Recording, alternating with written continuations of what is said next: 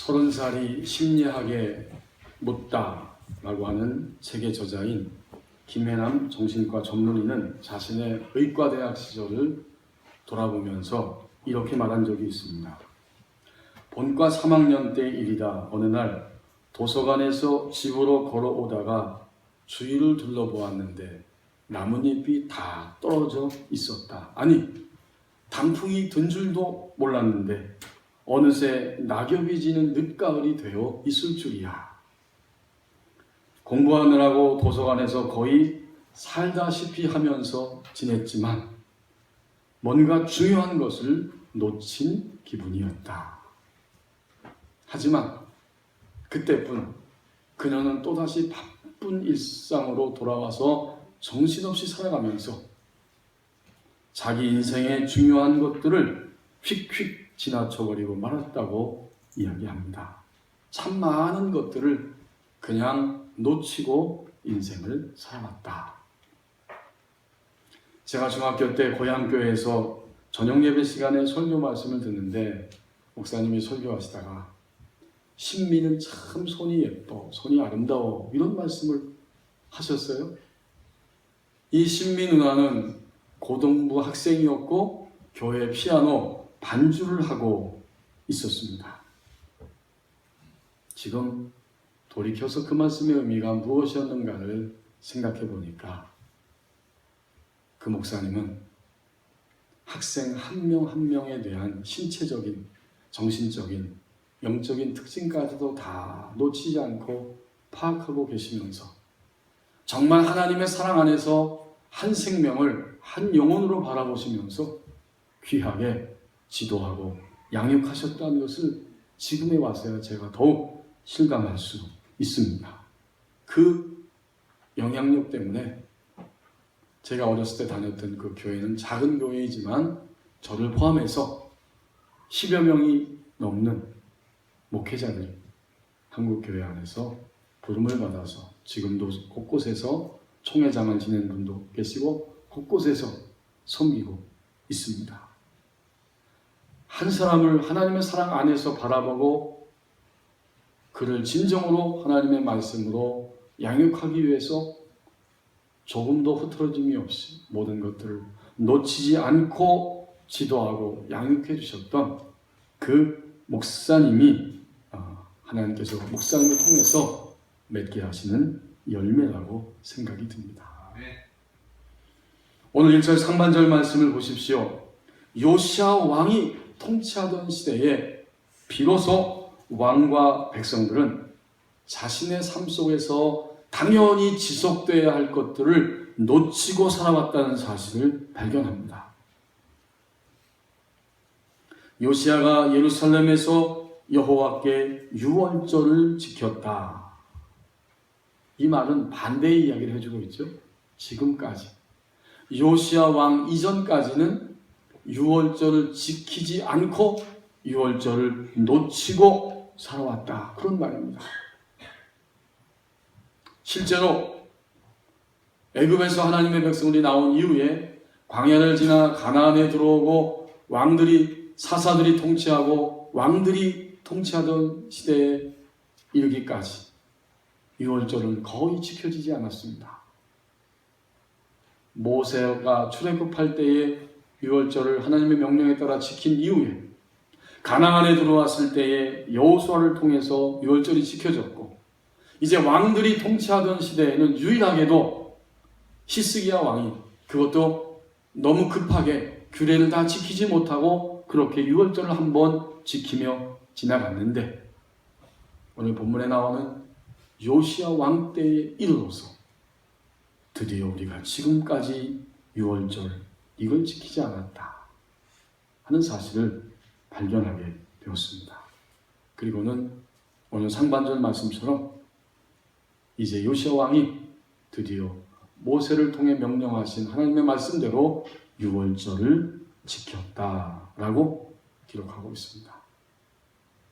일본의 작가요 영화 배우인 구로야나기 테츠코의 소설 창가의 토토라고 하는 책에는 이런 말이 나옵니다.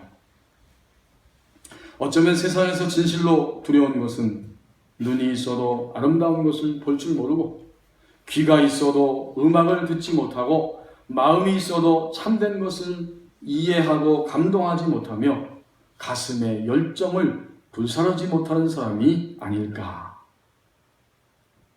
삶에 있어서 중요한 것을 다 놓쳐버리고 사는 사람들의 모습을 보여줍니다.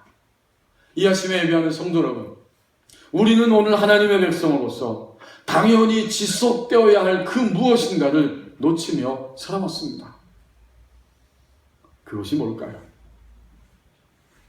이제 다시 1절 하반절 말씀을 보십시오. 우리는 유월절의 감격을 놓치고 살아왔습니다. 첫째 달 14째 날에 유월절 어린 양을 잡으니라. 이스라엘 백성들이 애굽에서 종살이할 때 하나님은 모세와 아론을 보내줘서 바로의 손에서 그들을 건져내시는데, 이 바로가 끝까지 버팁니다. 하나님은 10가지의 재앙을 통해서 바로 왕이 드디어 버티고 버티다가 하나님이 진정한 하나님이심을 인정하고 어쩔 수 없이 이스라엘 백성들을 자신의 왕국에서 노예로 잡고 있다가 풀어주게 하셨습니다. 그 10번째 재앙이 무엇일까? 여러분 알고 계시죠? 한 가지, 두 가지 재앙이 계속될 때마다 바로는 하나님을 인정했다가 다시 인정하지 않고 이것을 반복했어요. 근데 마지막 10번째 재앙은 바로 왕의 장자, 맏아들부터 시작해서 애굽 백성 전체의 장자들을 다 죽이시고 또 짐승의 첫 새끼까지 다 죽이시는 이러한 재앙입니다. 하나님의 명령에 의해서 죽음의 사자가 그 밤에 애굽 땅에 덮치기 시작합니다. 그런데 하나님은 그 직전에 하나님의 백성들에게는 미리 명령하시고 알려주셨어요. 오늘 밤 죽음의 사자가 애굽 전역에 다가갈 텐데 나의 백성들은, 너희들은 집에서 각자 어린 양을 한 마리를 잡고 그 피를 너희가 사는 집, 문, 임방과 솔주, 위와 아래 기둥, 좌우의 기둥에 어린 양의 피를 발라라. 그러면 죽음의 사자, 내가 보낸 심판의 사자가 지나가다가 어린 양의 피가 발라진 것을 보면 이 집은 하나님의 백성의 집이구나 하고 그 집은 그대로 넘어갈 것이다. 아멘. 여러분, 우리가 조금 전에 찬송을 불렀죠? 내가 너를 넘어서 가리라. 바로 넘어간다는 것이 6월, 넘어간다는 거예요. 이 집은 어린 양의 피가 발라져 있기 때문에 하나님이 보낸 죽음의 사자가 하나님 백성의 집인 줄 알고 그대로 넘어가서 통과한다고 하는 이러한 말입니다. 그런데 이 6월절의 어린 양은 궁극적으로 바로 우리를 위하여 이 땅에 오셔서 십자가 위에서 피 흘리신 예수 그리스도를 의미합니다. 요한복음 1장 35절 36절에 보면 또 이튿날 요한이 자기 제자 중 2사람과 함께 섰다가 예수께서 건의심을 보고 말하되 보라 하나님의 어린 양이로다. 이제 그 6월절 그 밤에 애굽의 모든 가정의 장자들은 다 죽임을 당했지만 하나님의 백성이 사는 곳은 어린 양의 피를 보고 죽음의 사자가 넘어갔기 때문에 그들은 그날 해방과 또 노예에서의 해방과 죽음에서 해방을 맛보게 되었습니다. 바로 이 구원받은 감격의 날, 그날이 바로 6월절입니다. 하나님은 모세를 통해서 너희는 이것을 영원한 규례로 삼고 이 날을 지키라고 명령하셨어요. 그런 걸로 오늘 본문 35장 1절 하반절에서 어린 양을 잡으니라 하는 말씀은 요시야 왕 이전까지는 6월절의 감격을 다 놓치고 살았다는 의미입니다. 오늘 하나님의 백성된 우리들이 우리를 구원해 주시고 살려주신 하나님의 그 구원의 은혜, 그 감격을 놓치고 살았다고 하는 말씀입니다. 제가 고등학교 때 우리 고등부 전도사님으로 정동락 전도사님이라고 하는 분이 오셔서 함께 섬겨주셨는데, 그분이 제가 나중에 신학교 들어가고 목회자가 돼서 보니까 서울 동작구에 있는 그 노량진에 있는 송학대 교회 담임 목사님이 되셨더라고요. 바로 그분이 제 고등부 때 와서 그 교육전사님으로 열심히 가르치셨는데, 그때 이런 말씀한 것이 기억이 납니다. 설교 시간에 우리 어르신들이 또 잘 알고 계시는 그 이도령과 춘향이 이야기를 하시면서, 기독교인의 마음은 바로 이도령의 마음과 같다, 그런 이야기 하시는 거예요. 무슨 소린가 들어봤더니, 이제 이 이도령이 과거에 급제하고 고향을 향해 갑니다. 자기의 사랑하는 연인이 감옥에 갇혀 있습니다. 바로 그 장소를 향해 가는데 아주 형편없는 모습으로 돌아갑니다. 저도 TV에서 몇 번 봤어요. 요새는 안 하는 것 같은데, 어릴 때 보니까. 갓을 썼는데 이 갓이 다 뜯어졌더라고요. 그리고 옷차림도 아주 허름합니다. 이렇게 볼품없고 형편없는 모습으로 연인이 기다리고 있고 가족과 또 사람들이 기다리고 있는 그 고향 땅을 향해 갑니다. 겉모양은 그렇지만 그의 속은 든든하고 그의 속은 기쁨과 감격을 주체할 수 없습니다. 결코 그는 초라한 사람이 아니었습니다. 왜 그런지 아시죠? 사람들은 겉모양만 볼 뿐이지만 그의 속에 무엇이 있는지를 알지 못합니다. 그러나 그의 속에는 그의 신분을 보장해주는, 그가 어떤 존재인지를 알려주는 암행어사의 마패가 숨겨져 있었습니다. 그러니까 그 전도사님이 설교하시면서 우리 그리스도인들의 속은, 마음은 이 암행어사가 된 이도령의 마음과 같다. 오랜 시간이 흘렀지만 지금도 그 이야기가 잊혀지지 않습니다. 여러분, 우리는 하나님의 구원받은 백성으로 오늘 살아가면서 지난 일주일 동안만 생각해 보십시다. 얼마나 많이 불평하셨어요. 얼마나 많이 불만을 품고 사셨어요. 그리고 우리는 오늘 장로님 기도하신 것처럼 먹을 것 입을 것 하나님이 다 책임져 주신다는 사실이 분명함에도 불구하고 여전히 두려워하고 근심하고 전전긍긍하면서 우리의 인생을 살아오지 않았습니까? 오늘 우리는 어떻게 살아왔는가? 6월절의 감격을 많은 그리스도인들이 놓치고 살아왔다고 오늘 분명하게 우리에게 말씀해 주십니다. 자, 그러면 이제 2절과 5절 말씀을 보십시오. 회복의 방향으로 가라고 말씀합니다. 이 회복은 본래 있던 곳으로 돌아가는 것이, 본래 있던 모양으로 가는 것이 회복입니다. 아담과 하와가 타락했을 때 하나님의 놀라운 사랑을 받을 수 있고 또 하나님을 감격스럽게 사랑할 수 있었던 인간이 이제 그 사랑의 범위를 넘어서서 밑으로 떨어지고 말았습니다. 하나님이 주신 세상을 청지기로 관리하면서 사는 그 감격의 삶에서 밑바닥으로 떨어지니까 온갖 육체의 욕망이 속에서 들끓기 시작하고 온갖 시기와 질투와 허망한 생각들이 끊임없이 몰려오기 시작하고 밤낮으로 불안하고 염려하면서 걱정하면서 살고 종종 내 안에 이런 마음과 이런 생각과 이런 충동이 있는 것이 악한 영의 공격인지를 알지도 못하고 공격을 받으며 비참한 모습으로 살아가다가 마침내는 죽음으로 끝나는 인생이 되었습니다. 이게 타락과 타락의 결말입니다. 오늘도 많은 사람들이 죽음을 향해 가고 있습니다.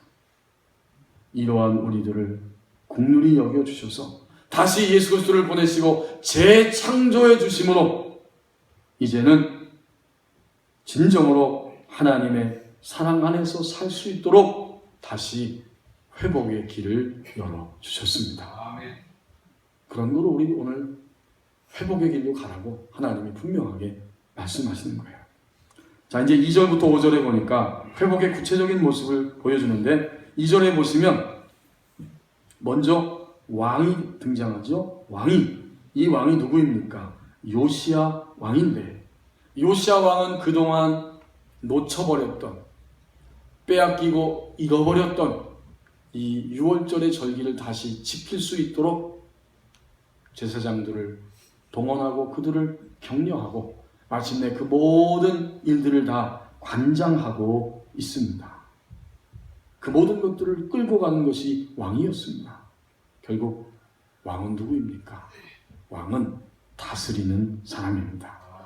우리가 회복된다는 것은 예수님 믿고 난 다음에 이제는 하나님의 진리의 말씀으로 우리의 삶의 모든 것을 다스리는 것을 의미합니다. 내가 회복되면 우리는 내 삶의 모든 것을 어떻게? 하나님의 진리의 말씀으로 다스리기 시작합니다. 여러분 이미 여러 번 들으셨죠? 하나님 말씀으로 자기를 다스리고 죄를 다스리고 세상을 다스리고 마귀를 다스리고 내게만 주어진 환경을 점점 다스리는 자가 왕입니다. 요시야 왕이 유월절을 다시 지킬 수 있도록 모든 것을 관장하고 끌고 다스렸던 것처럼 우리가 회복된다는 것은 이제 하나님 나라의 왕으로 우리 자신의 삶을 다스린다고 하는 의미입니다. 두 번째는 2절에 제사장이 등장합니다. 왕이 제사장들에게 그들의 직분을 맡기고 격려하며 여호와의 전에서 직무를 수행하게 하였다. 제사장이 누굴까요? 제사장은 예배하는 자입니다. 자신이 먼저 하나님 앞에 예배합니다. 백성들을 하나님께로 예배하기 위해서 중보자의 모습으로 백성들을 하나님께로 이끌며 제사를 주관하는 자가 제사장이죠. 결국 오늘 이 제사장은 누구냐면 바로 하나님을 예배하는 자입니다. 하나님을 예배함으로 우리는 회복됩니다.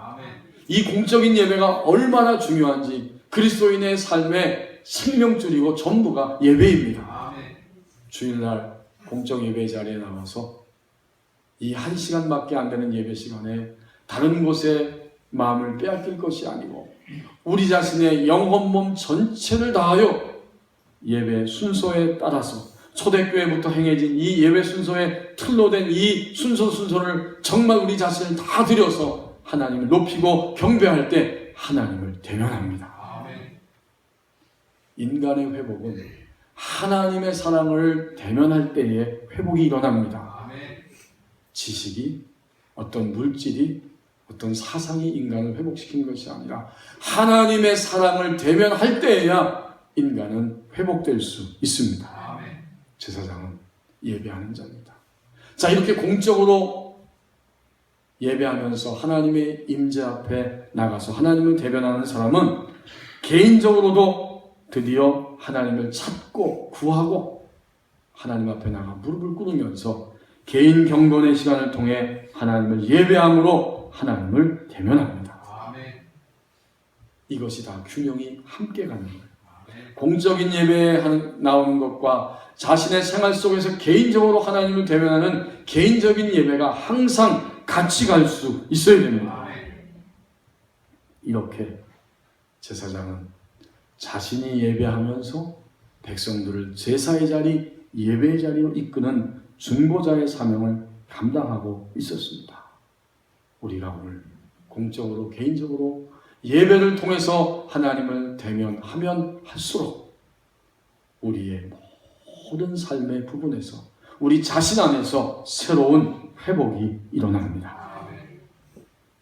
지난 주간에 저는 어떤 성도로부터 전화를 받았습니다.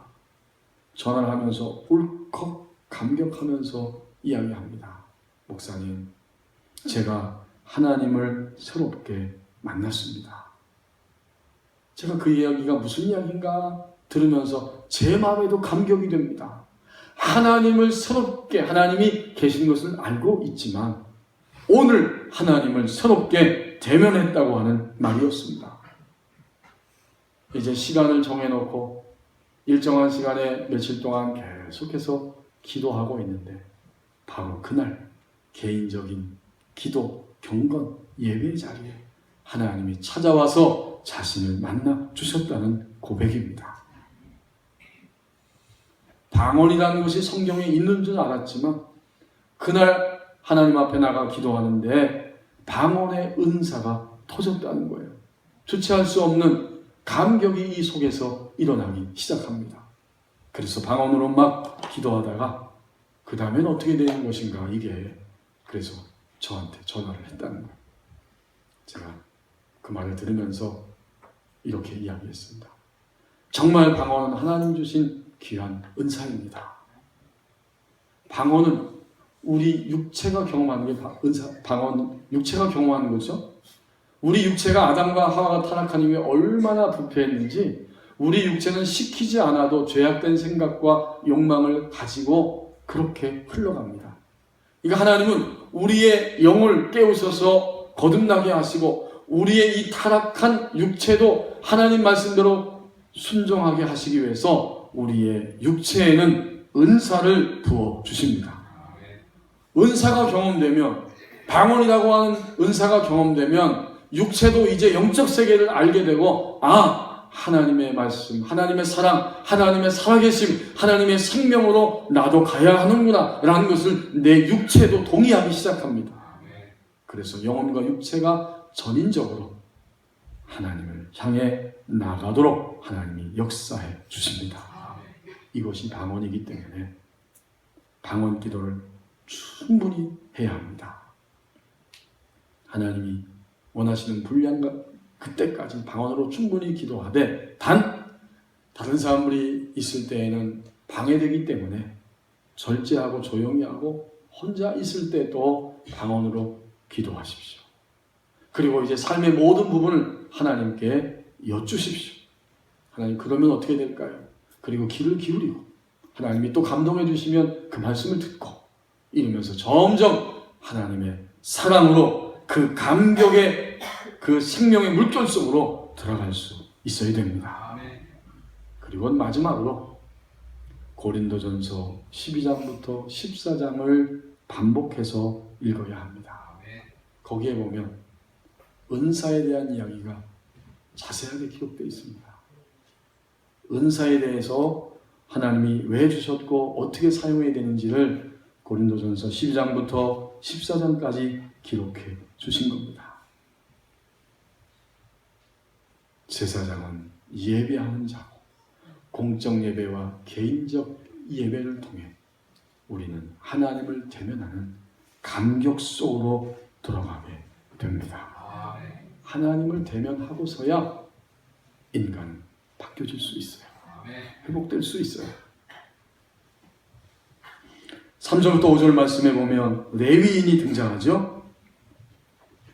3절에 또 여호와 앞에 구별되어서 온 이스라엘을 가르치는 레위 사람에게 이르되, 거룩한 궤를 이스라엘 왕 다윗의 아들 솔로몬이 건축한 전 가운데 두고 다시는 어깨에 매지 말고 마땅히 너희 하나님 여호와와 그의 백성 이스라엘을 섬길 것이라.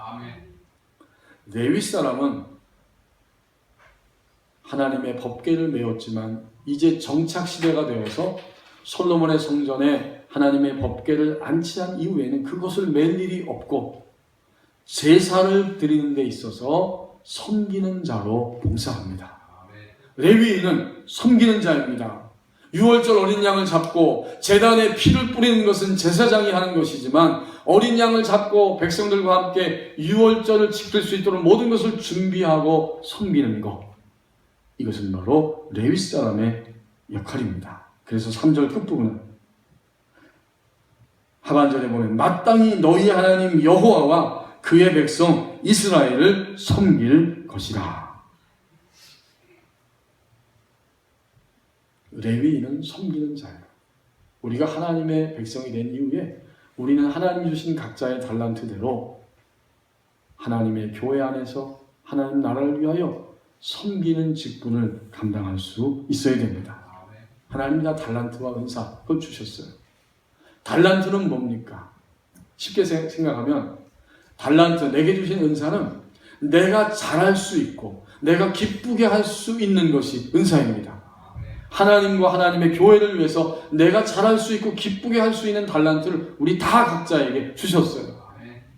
2015년을 돌이켜보아도 우리 버원님께 모든 교우들께서 각자의 자리 모든 맡은 부분에서 열심히 섬겨주셨습니다.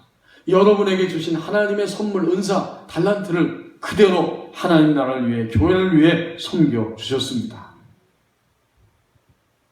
섬기는 자가 될 때 우리의 삶은, 우리의 믿음은 회복할 수 있습니다. 가만히 있으면 회복되는 게 아니에요. 이제 왕으로서, 다스림으로, 또 제사장으로서 예배함으로, 레위인으로서 섬김으로 회복의 방향을 향해 가라고 말씀해 주십니다. 마지막 6절 말씀을 보십시오. 6월절의 감격이 흐르는 신앙인의 궁극적인 모습은 거룩함이라고 말씀해 주십니다. 6절 상반절에 이렇게 섬기라고 말하면서 먼저 뭐라고 말합니까? 스스로 성결하게 하고, 스스로 먼저 성결하게 하고 6월절 어린 양을 잡아 너희 형제들을 위하여 준비하되 여호와께서 모세를 통하여 전하신 말씀을 따라 행할지니라. 내가 뭔가를 움직이고 행하기 전에 나의 나됨, 하나님 백성의 하나님 백성됨, 이 거룩함을 이루라고 말씀합니다. 여러분, 거룩함은 무엇입니까? 거룩함은 고상함이고 윤리적으로 도덕적으로 흠이 없는 것이 거룩함입니다. 그것을 다 포함합니다. 그러나 성경이 말하는 거룩함은 그것보다 훨씬 깊은 의미를 가지고 있어요. 거룩함은 하나님을 위하여 자신이 구별되는 것이 거룩함입니다.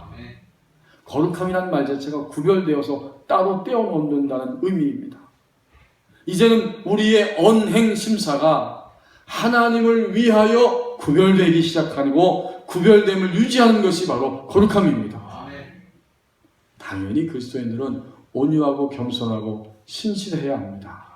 그러나 거룩의 개념은 그것을 넘어서서 내 인생 전체가 하나님을 위하여 구별됨으로 인하여서 그런 결과가 나오는 거예요. 때때로 우리의 거룩함은, 구별됨은 사람들에 의해서는 오해를 받을 수도 있습니다. 사람들에 의해서는 오히려 망가지는 모습일 수도 있지만 하나님 앞에서 하나님을 위하여 사는 것이 거룩함입니다. 사무엘하 6장 12절부터 23절까지의 그 말씀에 보면 다윗이 자기가 예비한 장소로 하나님의 법궤를 안치시키면서 너무 기뻐서 춤을 추기 시작합니다. 이것은 속에서 나오는 감격이었기 때문에 그때 다윗이 그 옷을 입고 있었는데 감격하여 춤을 추다가 그만 옷이 벗겨지는지도 모르고 그렇게 춤을 춘 거예요. 드디어 법궤를 안치하고 백성들을 축복하고 가정으로 들어와서 가족들을 축복하려고 하는데 그 다윗의 아내 사울왕의 딸이었던 미갈이 하는 말이 있습니다. 미갈이 이렇게 이야기했고 다윗은 그 말을 듣고 저렇게 대답을 했어요. 성경을 한번 제가 찾아 읽어보겠습니다. 사무엘하 6장 20절 21절 두 절만 읽습니다. 다윗이 자기의 가족에게 축복하러 돌아오매 사울의 딸 미갈이 나와서 다윗을 맞으며 이르되 이스라엘 왕이 오늘 어떻게 영화로우신지 방탕한 자가 염치 없이 자기의 몸을 드러내는 것처럼 오늘 그의 신복의 계집종의 눈앞에서 몸을 드러내셨도다. 다윗이 감격하여 하나님 법궤를 안치하면서 춤을 추었더니 옷이 벗겨졌는데 그때 여러 신하들이 있고 그 신하들의 부인네들이 있었는데 거기서 염치 없이 방탕한 것처럼 몸을 드러냈다. 그 말이에요. 다윗이 대답합니다. 21절 다윗이 미갈에게 이르되 이는 여호와 앞에서 한 것이니라. 그가 내 아버지와 그의 온 집을 버리시고 나를 택하사 나를 여호와의 백성 이스라엘의 주권자로 삼으셨으니 내가 여호와 앞에서 뛰놀리라. 이것이 거룩입니다. 사람들 앞에서가 아니라 자신의 삶을 하나님 앞에서 구별됨으로 하나님을 위하여 구별되게 생활하는 삶, 이것이 바로 거룩입니다. 그렇다고 우리는 오해해서는 안 돼요. 이제 하나님 앞에서 구별됐으니까 사람들한테는 막 해도 된다, 그 말이 아니에요. 하나님 앞에서 하나님을 위하여 자신이 구별된 사람은 사람들에게도 온전한 모습으로 나타나기 시작합니다. 여러분, 진정으로 유월절의 감격이 회복된 자의 궁극적 모습은 우리 안에 흘러넘치는 감격이 있기 때문에 그 감격을 가지고 그냥 거칠게 말하고 거칠게 행동하고 함부로 대하는 것이 아니라 오히려 하나님을 위하여 구별된 모습으로 진정한 거룩함으로 살아드리기 시작합니다. 제가 지난 일주일 동안 집에서 문을 열고 들락날락 하면서 좀 불편했던 게 한 가지 있었어요. 저희 집 사택이 1층인데 1층 문을 딱 열면 로비, 그 평평한 것이 있고 또 2층 올라가는 계단, 그 다음에 또 계단이 있어요. 근데 그 조명등이 센서가 망가졌는지 계속 켜져 있는 거예요. 밤에 켜진 것은 반갑지만 낮에도 그게 켜져 있으니까 저걸 어떡하지? 그래서 제가 안 되겠다 싶어가지고 그 위에를 쳐다봤더니 조명등이 있고 그 안에 무슨 까만 스위치 같은 게 보여서 저걸 좌우로 한번 해보면 꺼질래나?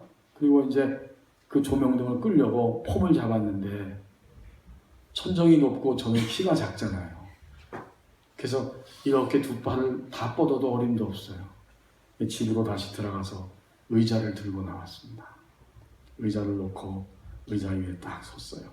그리고 까만 스위치를 막 왔다 갔다 하는데도 아무 소용이 없어요. 꺼지지 않는 거예요. 하는 수 없이 또 그냥 의자 뒤져놓고 또 바쁘게 집으로 들락날락 거렸어요. 밤에 잠을 자고 아침에 일어나서 저희 아들이 학교를 가니까 제가 고3이라 이제 문산에 고등학교를 다녀서 태워다 줬는데 같이 문을 열고 나왔습니다. 근데 또 대낮인데도 불이 훤히 아침 일찍인데 그래서 제가 저희 아이한테 저거 조명등 센서가 망가졌나 보다. 계속해도 안 된다. 그랬더니 저희 아들이 척 쳐다보더니 역시 그 위에 검은 스위치를 보는 거예요.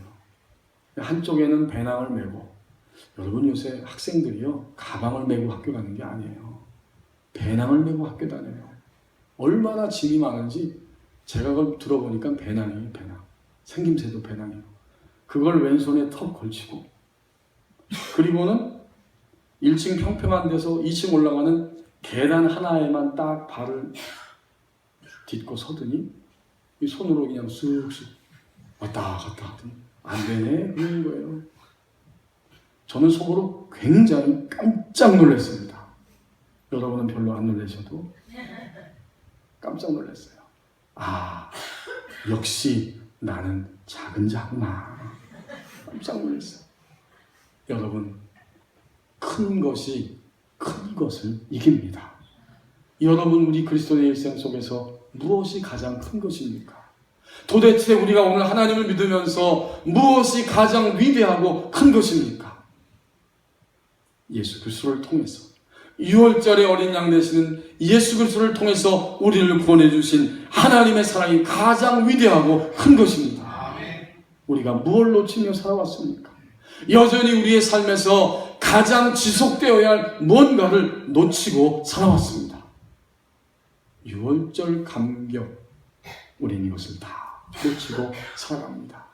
가장 큰 것임에도 불구하고, 이 큰 것을 가지고 모든 것을 이길 수 있음에도 불구하고 우리는 여전히 그것을 놓치며 살아왔어요. 하나님이 회복의 방향을 향해 가라고 말씀하십니다. 6월절의 감격이 흐르는 궁극적인 모습은 거룩함이라고 말씀해 주십니다. 여러분, 6월절 감격이 흐르는 신앙, 이것은 얼마나 큰지, 얼마나 든든한지 모든 것을 다 이기고도 남음이 있습니다. 기도하겠습니다. 하나님 아버지, 도대체 우리는 주님을 믿노라 하면서도 무엇을 놓치고 살아가고 있었습니까?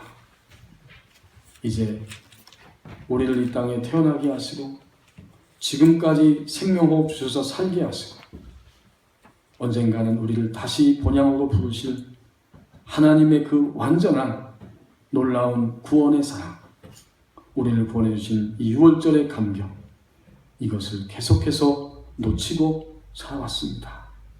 이제 회복의 방향을 향해 가라고 말씀하셨사오니 왕으로, 제사장으로, 레위인으로 살면서 회복되게 하시고 마침내 하나님을 위하여 자신을 구별하는 거룩함의 열매를 맺게 하여 주옵소서. 그래서 우리 모두가 다 6월절 감격이 흐르는 신앙인으로 우리의 인생을 살아드리게 하여 주옵소서. 예수님의 이름으로 기도하옵나이다. 아멘.